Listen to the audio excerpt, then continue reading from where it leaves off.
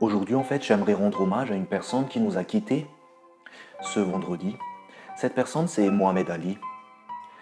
J'aimerais lui rendre hommage car il m'a beaucoup inspiré dans la vie et j'aimerais vous partager ce qu'il m'a apporté. Tout d'abord, on le connaît tous pour ses titres en boxe, mais par contre, c'est pas la boxe qui m'intéresse par rapport à Mohamed Ali, c'est plus sa personnalité et sa manière de penser.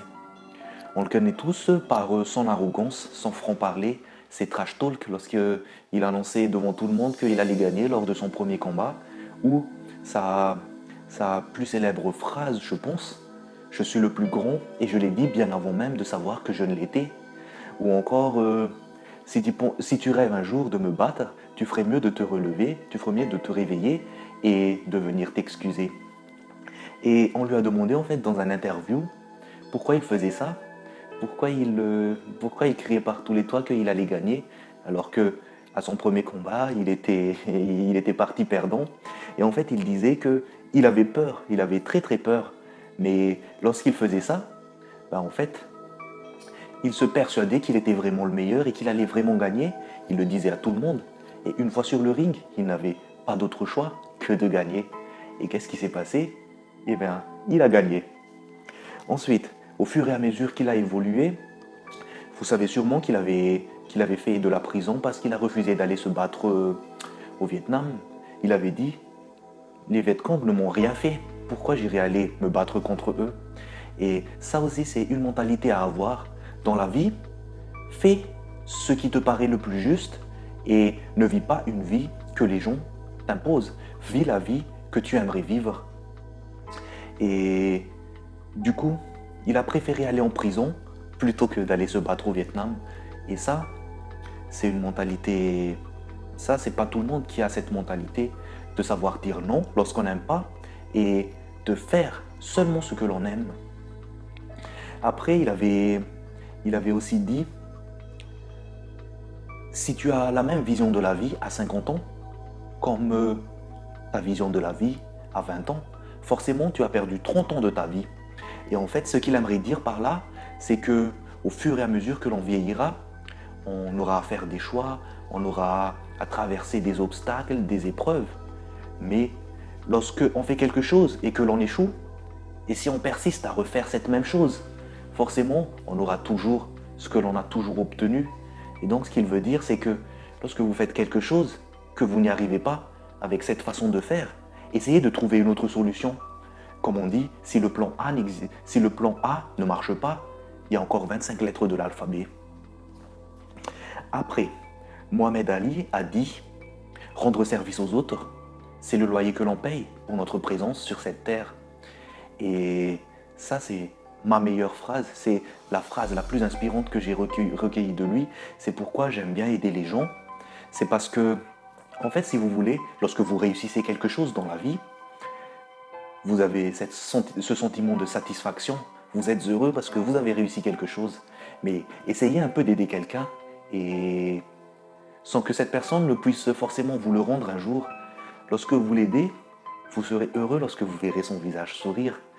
Et ça, pour moi, c'est vraiment le bonheur que de pouvoir aider quelqu'un et de voir que grâce à nous, on a pu sauver une personne.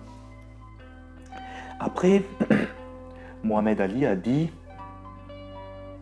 « Ce qui compte, ce n'est pas lorsque tu tombes à terre, mais ce qui compte, c'est lorsque tu es à terre et que tu ne te relèves plus et que tu dis « Bon, c'est fini, je suis à terre. » Et en fait, là, ce qu'il aimerait dire, c'est que dans la vie, tout ce qui est précieux, tout ce qui est dur, tout ce qui est difficile à avoir, est toujours compliqué à avoir. Bon, je m'explique. En fait, lorsque vous voulez vraiment quelque chose, une chose qui n'est pas facilement atteignable, vous aurez à faire de grands sacrifices, d'énormes sacrifices, et quelquefois vous connaîtrez l'échec. Mais lorsque vous tombez, si vous restez là, lorsque vous tombez, que vous vous relevez, on n'appelle pas ça forcément un échec. Mais par contre, c'est lorsque vous tombez, que vous restez à terre, c'est là qu'on peut dire que c'est un échec. Et enfin, Mohamed Ali avait dit, vis ta vie comme si c'était le dernier, parce qu'un jour, ça sera vraiment le dernier. Et en fait, ce qu'il aimerait nous dire par là, c'est que essaye de toujours accomplir tes rêves, quoi que ça te coûte, si tu veux vraiment quelque chose, si tu veux vraiment une chose, qu'importe les obstacles à traverser, fais tout pour l'avoir, parce que lorsque tu vieilliras, tu le regretteras. Et je rebondis sur cette citation parce que il y avait une infirmière australienne qui avait fait une étude sur les patients sur leur lit de mort.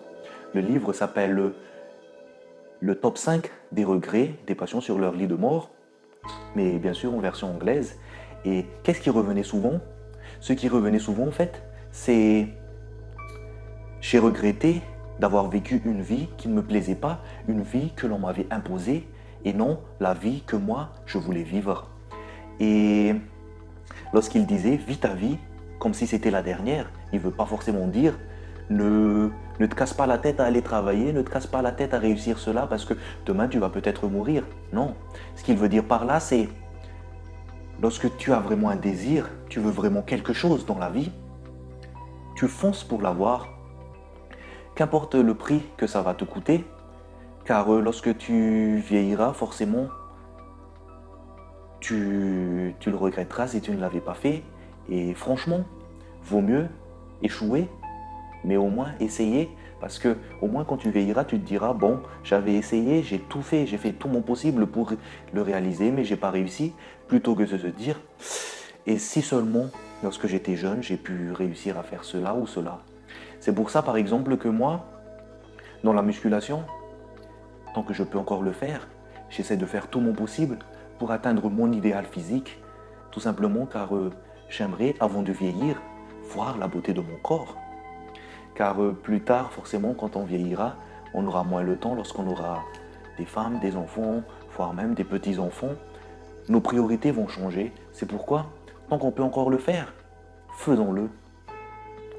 Et j'espère que maintenant, vous allez voir la vie d'une autre façon grâce à ce que je viens de vous énoncer dans cette vidéo.